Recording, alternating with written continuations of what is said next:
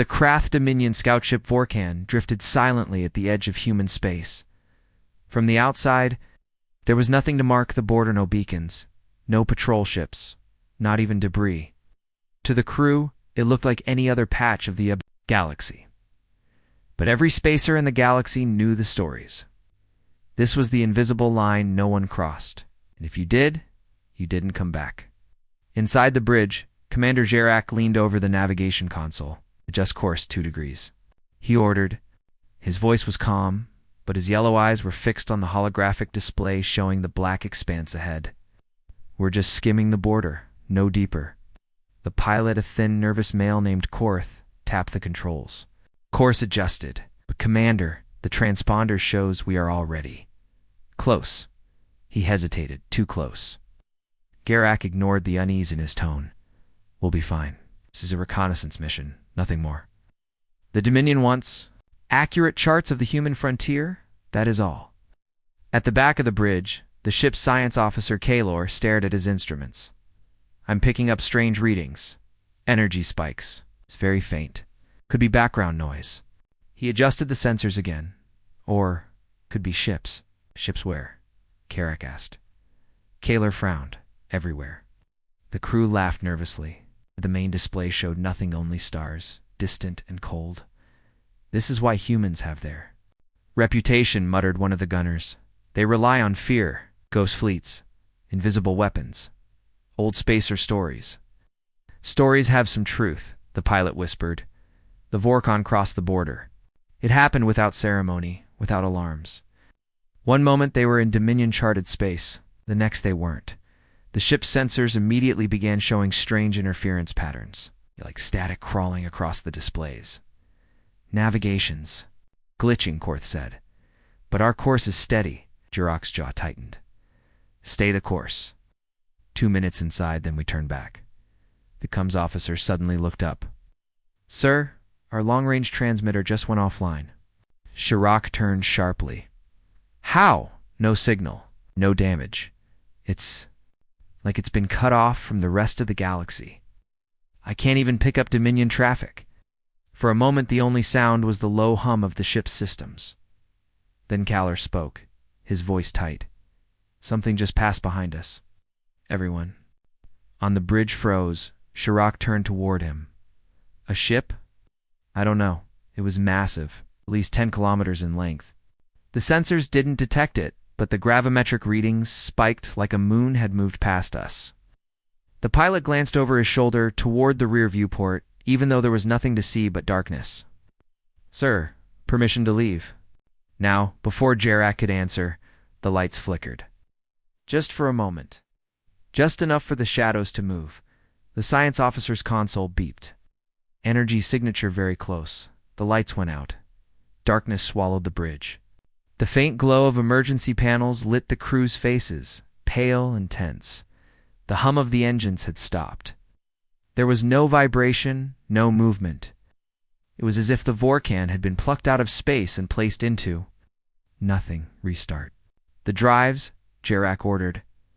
His voice was calm, but his hands were gripping the armrests of his chair. Trying, the engineer's voice came through the cum. Power systems are unresponsive. No core activity. The comms officer looked up, eyes wide. Sir, we're not moving. The pilot shook his head. No, we're moving. Slowly. Something's pulling us. Act. Jarak's gaze snapped to the forward viewport. And then he saw it. It emerged from the black like a shadow, becoming solid. A shipno, a fortress, black hole, featureless, stretching into the darkness so far that its ends were hidden. No running lights, no engines visible, was silent. Impossibly still, and yet it was dragging them toward it. No hail, no warning. The Vorkan-esque crew stared in silence. What is that? Whispered the gunner. No one answered.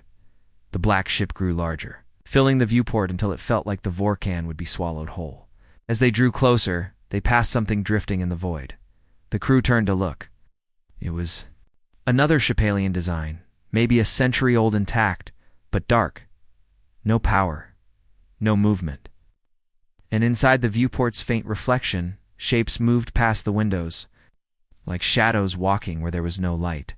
Another derelict appeared, then another. The space around the black ship was littered with the dead hulks of vessels from every known species. They were perfectly preserved, as if kept as trophies. The cum system crackled. For the first time since crossing the border, a voice came through it.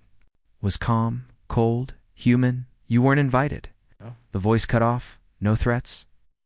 No demands. Just those 3 words. The Vorkan continued to drift closer to the black warship, pulled by some unseen force. The alien crew didn't speak, didn't move. Some stared straight ahead. Others looked down at the floor, as if afraid that meeting the gaze of the black ship would somehow draw its attention. Sherrick tried to think of protocol, military procedure, of anything that could be done.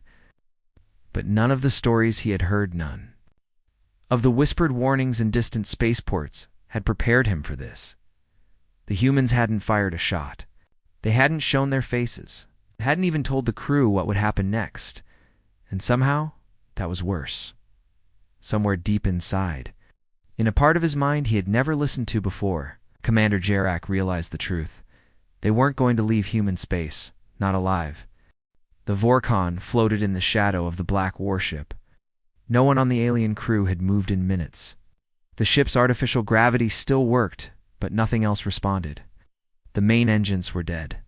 The weapons were silent. Even the auxiliary power units showed no sign of life. Korth, the pilot, stared at the control panel, his claws tapping nervously on the dead console. Commander, there's nothing. No response from any system. It's like the ship is frozen. Frozen, Kaller, the science officer said quietly. Controlled. Jarak turned to him. By what? Kaller's eyes didn't leave the black wall of metal outside the viewport. By them. No one spoke after that. The Vorkan began to move again, slowly, steadily. The pull from the human warship was invisible, no visible tractor beam, no distortion in space. But the alien ship was being drawn toward a massive hangar bay, large enough to swallow 10 vessels their size. The bay doors opened without sound. A faint blue-white light spilled out. Inside, the hangar looked empty. No people, no machines moving, but the air in the bridge felt heavier, as if they had stepped into a place they weren't meant to see. The Vorkan crossed the threshold, and with a sudden jolt, the ship's systems came back online. Lights flickered, consoles lit up, and engines hummed faintly again. The crew sighed with relief. Then the docking clamps engaged. The sound was like the snapping of metal jaws. The Vorkan shook once, then went completely still. At the bay doors? Closed behind them, sealing them in. Commander, the comms officer whispered. We're trapped. I know, Jarak said. His voice was firm, but inside he felt the same crawling fear as the rest of them. A moment later, something else moved in the hangar. At first, it looked like shadows shifting on the far wall. Then the shapes became solid, tall figures, human, in form but wearing featureless black armor. Their faces were hidden behind smooth, dark visors that reflected the alien crew's faces back at them. There were 12 of them, and they moved in perfect silence toward the Vorkan. No weapons were visible, yet every step they took made the crew's scales prickle. They're boarding us, Kaller said, his voice flat. Karak opened the internal comm. All crew, hold positions. No one moves unless ordered. No weapons.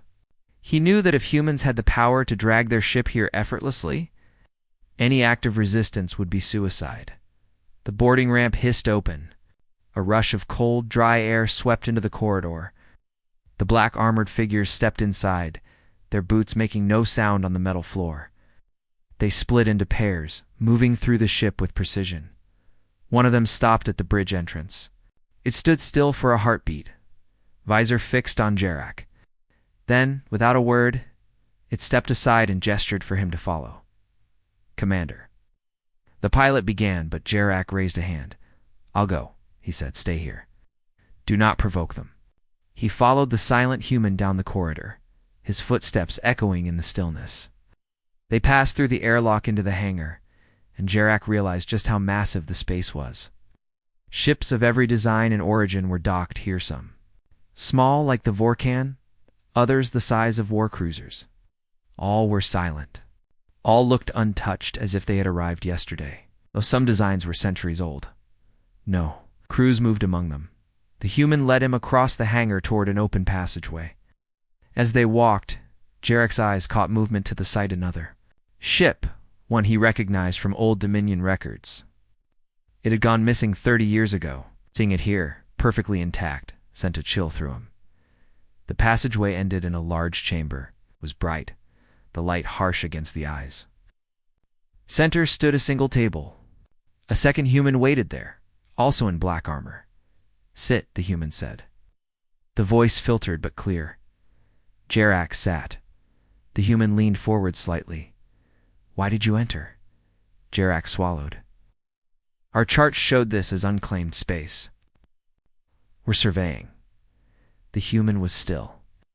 Then the lights flickered. A wave of cold swept through the room. Jarak felt pressure in his head, like claws scraping inside his skull. "Why did you enter?" The voice repeated. Jarak's breath came faster. "We were ordered to observe the border. Dominion command wanted." He stopped himself, admitting. The Dominion had ordered a border test could be considered an act of aggression. The human tilted their head slightly. The pressure in Jarak's skull intensified. He gasped. "You lie," the human said softly. Jarak clenched his jaw. The pain increased until he couldn't hold it anymore. "Yes," he spat. "It was a test. They wanted to see how you'd respond." The pressure vanished instantly. The human stood straight. "You will see the answer." Before Jarak could ask what that meant, the human gestured to the escort, who led him back to the Vorkan. His crew stared at him when he entered the bridge, but he said nothing. The docking clamps released. Without a word from the pilot, the Vorkan began to move, pulled deeper into human space. Through the forward viewport, the black warship loomed. Ahead again, but now, as they passed beyond it, more shapes appeared in the darkness. Warships, dozens, hundreds, all black, all silent. Oh. They hung in the void like predators watching their prey, their sheer size dwarfing anything the Dominion had ever built. Caller's voice was a whisper. "A ghost fleet." Korth shook his head. "No, not ghosts." His voice trembled. "Hunters." None of the human ships moved. They didn't need to. Vorkon was being carried past them like an insect in a current, deeper and deeper, into a place no alien ship had ever returned from. And for the first time in his career, Commander Jarak began to understand why the galaxy feared human space. The Vorkan slid through darkness, surrounded by the silent human fleet. None of the alien crew spoke. It felt wrong to break the stillness, as if the black warships might notice. After what felt like hours, the pull on the Vorkan slowed. Ahead, something enormous came into view in asteroid field, dense and jagged. At first it looked unremarkable, just drifting rocks, but as they drew closer, the crew saw lights buried deep inside. Entire, hollowed-out asteroids, linked by dark metal tunnels, formed a station so vast it stretched beyond the range of their eyes. "This place," Korth whispered. "It's not on any chart, Kalor." His voice low said, "It's not meant to be." The Vorkon was drawn toward a narrow opening between two massive asteroid walls. Once inside, the hangar doors sealed behind them, cutting off the view of space. The air seemed heavier again, pressing against their chests. Docking. Clamps engaged. The ship powered down without any input from the crew. A deep metallic thud echoed through the hull. The crew stiffened. "They're boarding again," Jarak said quietly. "Remain at your stations." Moments later, the black-armored humans entered. They moved with the same silent precision as before. This time, they split the crew apart. Two humans grabbed Korth and pulled him toward the aft corridor. Another pair took Kalor. Others moved to each station, selecting individuals without a word. When the humans reached Jarak, one gestured toward the airlock. He followed without resisting. They walked through dim corridors carved directly into the asteroid rock. The walls were smooth metal, but here and there, raw stone jutted out, cold and damp. Their footsteps echoed, but the humans' boots made no sound. After several turns, they stopped before a tall door. It slid open without a hiss, revealing a small white room. No windows. No visible equipment. It's only a single chair in the center. "Sit," the human escort said. Jarak obeyed. The door closed. He was alone. For several seconds, nothing happened. The room was utterly silent, except for the faint hum of hidden machinery. Oh. The light was bright, but not warm. It felt sterile, almost hostile. Then the wall in front of him seemed to ripple, and a figure stepped through it as if the metal was made of water.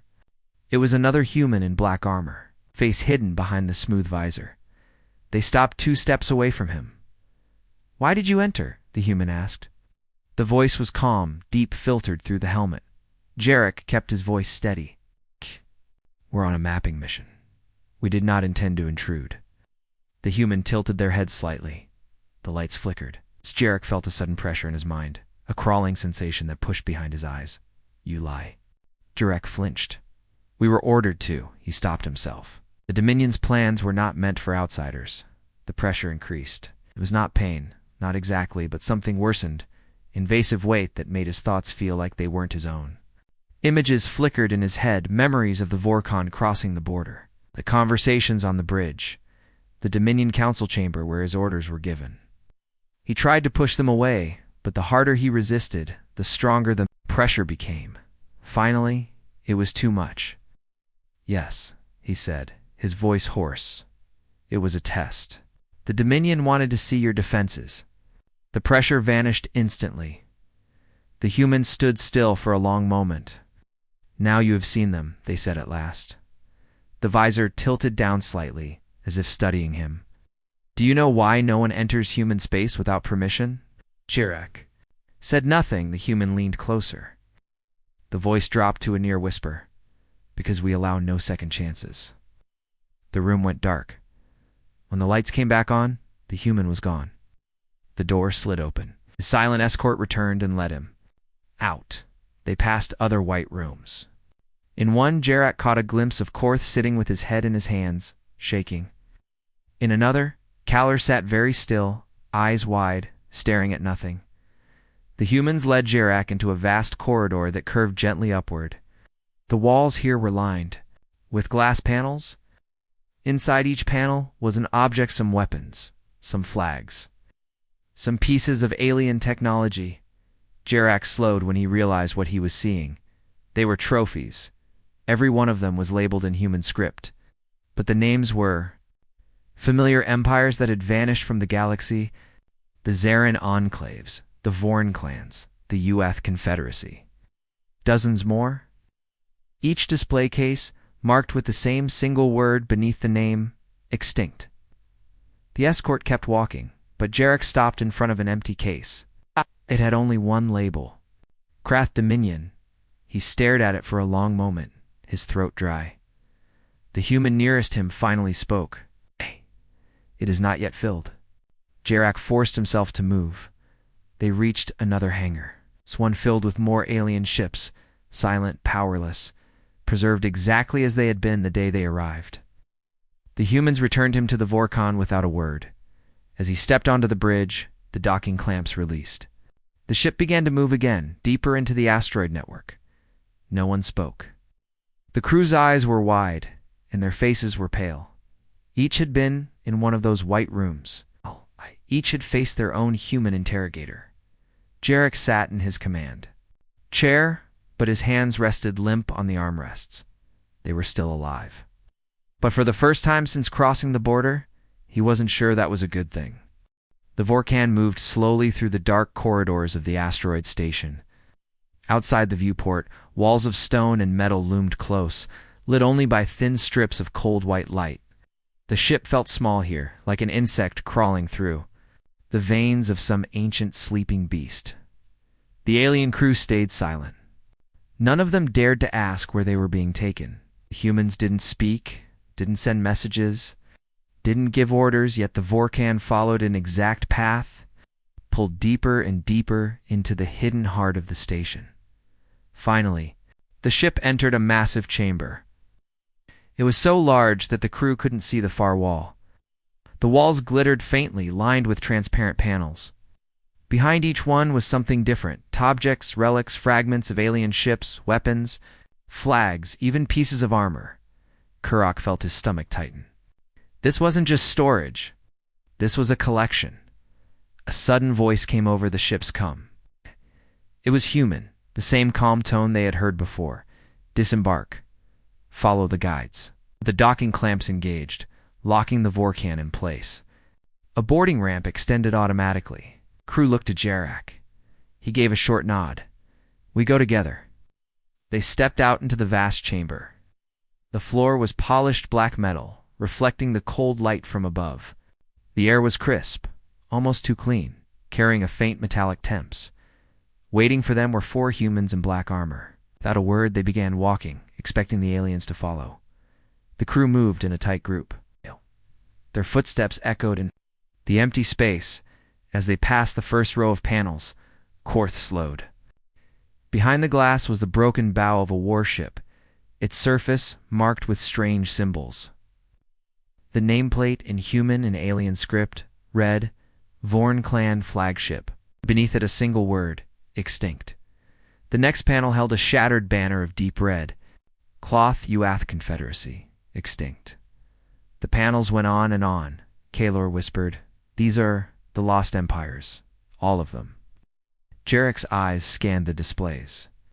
Some were familiar from history lessons, their endings mysteries until now. Were unknown even to him. This is their history, he said quietly. Warning. One of the humans leading them finally spoke, voice low, but carrying easily in the chamber. Every one of these crossed without permission. No one replied. They passed more displays. Some contained only small objects of captain's insignia, a ceremonial blade, a cracked datapad. Yet each case had the same cold ending note. Extinct. The group stopped before one final panel. It was different. Empty. The label read, Krath Dominion. Shirok stared at it. The glass reflected his face back at him, pale and still. The human turned to him. This is where your empire's memory will rest, unless the message is understood. Shirok met the visor's blank stare, and if it's not, human didn't answer. They simply turned and continued walking. The crew followed in silence. They were led out of the archive hall into another section of the station. Here the walls opened into viewing platforms that looked down on vast hangar bays. Every bay was filled with alien ships, some sleek and modern, others ancient and heavy, their hulls bearing scars of old battles. They were arranged neatly, preserved. Perfectly, not stripped for parts or destroyed. Kalor leaned over the railing slightly. They keep them intact, like trophies, like warnings, Korth said. From the far side of the platform, Jarak saw something that made him stop. A Dominion warship, not just any one of their newest cruiser class, less than a year, in service, sat in perfect condition, its lights dead, no crew visible. His heart sank. The Dominion had already lost more than just the Vorkan. The humans didn't stop to explain. They guided the aliens back into the corridor, toward their ship. When they reached the Vorkan, the lead human spoke again. You will leave this place soon. First you will witness something. Your leaders will see it too. It will be your only warning. Jarak didn't reply. The crew boarded their ship, and the docking clamps released. The Vorkan began to move again, guided by an unseen force, outside the viewport. The archive hall and its endless rows of extinction markers vanished into darkness. The black warship appeared ahead once more, waiting like a silent predator. Korth gripped the controls tightly, though they weren't responding to him. Commander, whatever they're about to show us. Jarak stared straight ahead. We will remember it. And so will the Dominion. But deep inside, he wondered if remembering would even matter. The Vorkan glided through the dark. The asteroid station faded behind them, but the black warship still loomed ahead. Its surface was smooth, featureless, and it seemed far larger. Now, stretching into the shadows until Jirok couldn't see where it ended, the alien crew sat in silence on the bridge. No one touched the controls. They didn't need to. The ship was moving without them, pulled along like a leaf in a slow, steady current. Finally, the pull stopped. The black warship drifted aside, revealing open space beyond.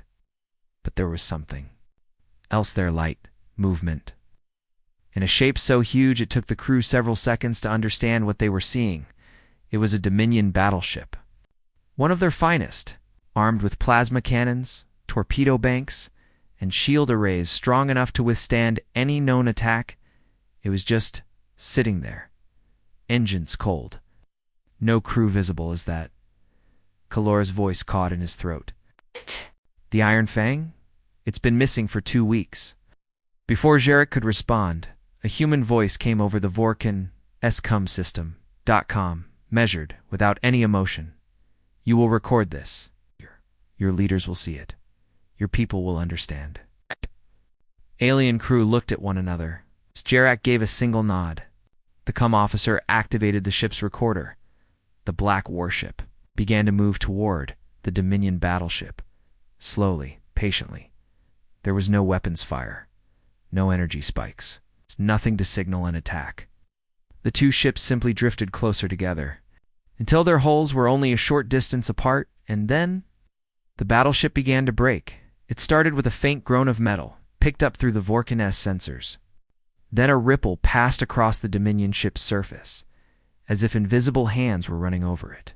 Out. Plates of armor bent outward, bolts sheared apart. The hull split open in long, jagged lines. The crew of the Vorkan watched in frozen silence.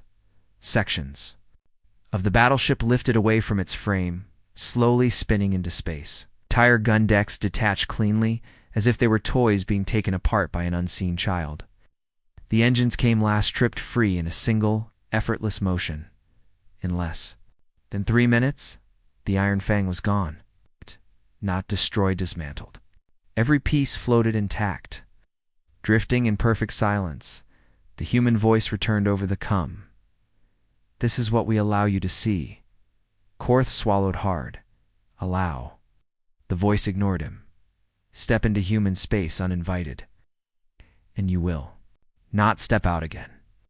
The COM went dead. Sharak's claws dug into the armrest of his chair. His mind raced. The Iron Fang had been one of the most powerful ships in the Dominion fleet. The humans hadn't fired a single weapon. They hadn't even used visible technology. If they could do this to one ship, they could do it to all. The Vorkan began to move again. This time, the stars outside shifted as they turned toward open space. The humans were sending them back. Kaller leaned close to Sharak. Commander, they could have destroyed us the moment we crossed the border. Why let us live? To send a message, Sharak said. The science officer's voice was barely above a whisper. Then the real question is, who's the message for? Us, or the whole galaxy? No one answered. The Vorkan passed the last black warship in the formation, and then, without warning, its systems came back under full control of the crew.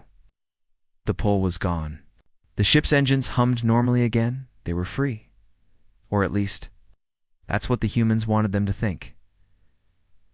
Set course for the Dominion homeworld, Sharak ordered. His voice was firm, but the weight in his chest didn't lift. The pilot entered the coordinates. The stars stretched into long lines as the Vorkan jumped to FTL. For a few seconds, the bridge was quiet. Then the COM's officer spoke. Commander, you need to see this. New signal was coming through. Not from the humans, but from somewhere in Dominion space. It was a fleet mobilization order, high priority. Dozens of warships were gathering at the border. Jarak's jaw tightened. They're going to retaliate. No one said what they were all thinking.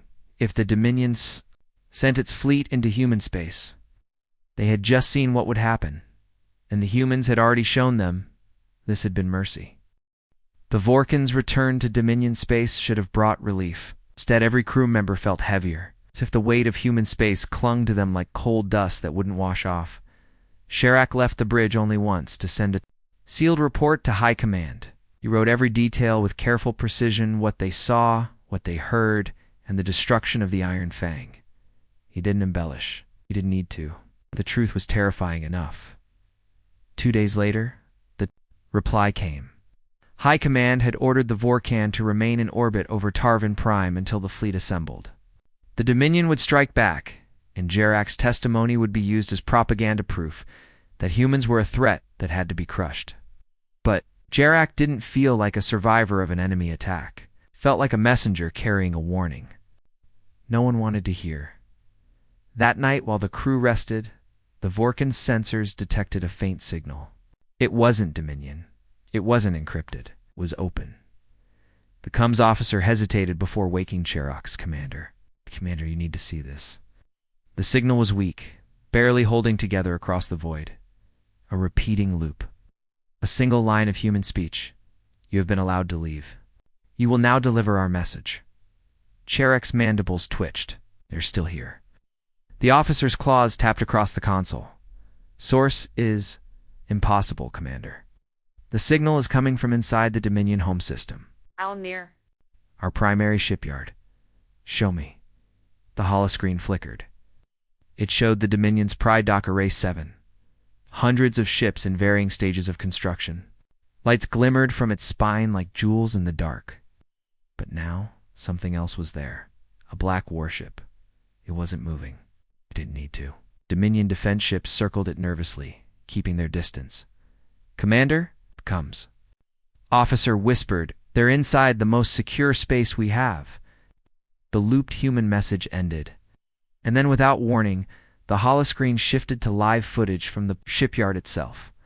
The humans were showing them what was about to happen.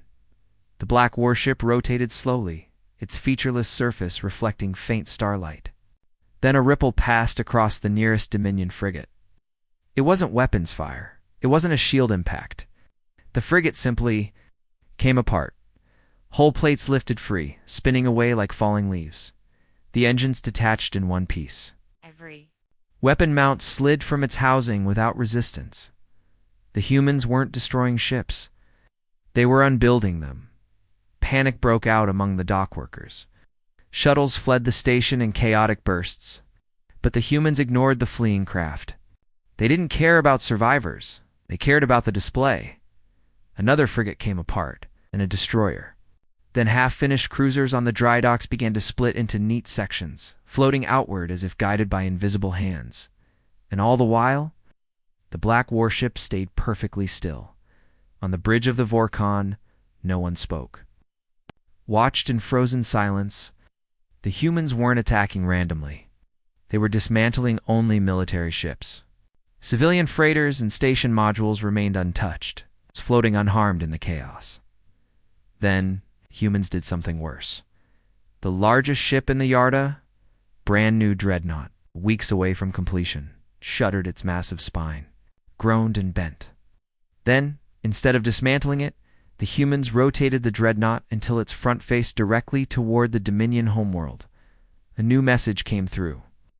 In that same calm, inhuman voice, you will return to your leaders. You will say these words, "We have shown mercy. Do not make us take it away." Become cut out. The black warship vanished. Not jumped to FTL, not cloaked. One moment it was there, and the next, the empty void remained. On the holoscreen Dominion, ships rushed to the dreadnought, scanning for traps, weapons, anything that explained what had just happened. They found nothing. But every ship in that yard had been reduced to pieces that could not be reassembled. The Vorkan's crew sat motionless. They could do this to all our fleets, Korth whispered. Sherrock nodded slowly. They already. Ken, that night, when the Vorkan's report was sent to High Command, Sherrock added a final personal note. This was not an attack. This was an opening move. The humans are telling us, we are watching you. We control the battlefield before the battle begins. But he knew they wouldn't listen. The Dominion would answer with pride. And pride was exactly what the humans were waiting for. The Dominion fleet gathered at the border. Hundreds of warships, bristling with weapons and shielded by the strongest tech their engineers could build. The commanders wore faces full of confidence. This would be the moment humanity learned their place. Commander Gerak stood on the bridge of the flagship Vordak, staring at the starfield ahead. "Prepare to cross into human space," he ordered. "Weapons ready, shields at maximum." Fleet formed a perfect battle line, moving steadily forward. Their engines roared, the sound vibrating through the halls. The moment they crossed the invisible boundary, all eyes locked on the scanners for any sign of the enemy. But nothing happened. No ambush, no warning salvo, no deadly trap. Instead, at the exact instant the first ship passed the border, the entire fleet's systems died. Engines failed. Weapons went offline. Shields dropped. Every ship in the line became dead in space. Alarm klaxons blared. Officers shouted orders that could not be obeyed. Ships drifted helplessly, caught like fish in a net. On the Vordak bridge, Gerak clenched his fists. "What is happening?" a young officer shouted. "All power is lost, sir. We're blind, deaf, and weaponless." The enemy did not fire a single shot. Instead, one by one, human ships appeared from nowhere, hundreds of them, cloaked until this moment. They surrounded the Dominion fleet in perfect silence, cutting off any chance of escape. The humans made no demands, no threats. They simply waited. Then, without warning, the Dominion ships vanished. Not destroyed. Not destroyed in battle, vanished in a blink. The entire fleet reappeared, thousands of light years away, on the opposite side of the galaxy. We're intact, but powerless, stranded far from home. Panic rippled through the commanders. Communications scrambled to contact High Command, but messages took hours, then days to get through. Gerak's voice was grim. "They have moved us. We are prisoners without walls." Across the fleet, captains struggled to understand what had happened. No weapons fired, no battles fought, no deaths, only defeat. Back on the Vordak, Gerak stared out at the stars. "This is not war. It's a warning. The humans control everything's pace, time, movement." An officer spoke up nervously. "How do we fight an enemy who can trap us anywhere, anytime?" Gerak shook his head. "Don't, not yet." The humans had shown their power without firing a single shot. They had rewritten the rules of war, and the Dominion was left to wonder how many fleets had already vanished like ghosts. Swallowed by the shadows of human space, Commander Gerak sat alone in the command room of the Vordak. The stars outside were cold and distant, but inside, his mind burned with questions and fear. They had seen what humans could do. They had felt the power that moved entire fleets like pawns. But how? How did humans control space itself? The Dominions. Top scientists had been working for weeks, analyzing the Vorkan's recordings, trying to find answers. But the truth was deeper than anyone imagined. Gerak received a secure message. The sender was a secret contact, someone claiming to have knowledge of human technology hidden far beyond Dominion reach. The message was simple. The humans have a network. A web across the stars. It controls space-time. It watches everything. And it punishes trespassers. Gerak read the words over and over. Could this be real? A web that bent space, that tracked ships anywhere, that trapped entire fleets. He looked out the viewport again. The stars seemed to shimmer, strangely as if reality itself was thinner here. Suddenly, the ship trembled. A deep hum filled the corridors, vibrating through the hull. Gerak rushed to the bridge. The crew looked tense. On the main screen, a map of space appeared, showing countless lines weaving between stars, like a great invisible spider web, and at the center, Earth. A new message played, voice calm and final. "We are watching. We have warned.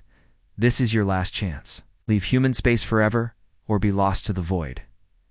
The warning ended. The map faded. Stars outside returned to their silent glow. Gerak's hands clenched. This was no longer a border. It was a prison. And the humans were the jailers. The Dominion fleet prepared for the impossible. A war against an enemy who controlled not just ships, but space itself. But as Gerak stared into the dark, One thought echoed louder than all others: who really holds the power in this galaxy? The screen flickered one last time before going dark. The end? Or just the beginning?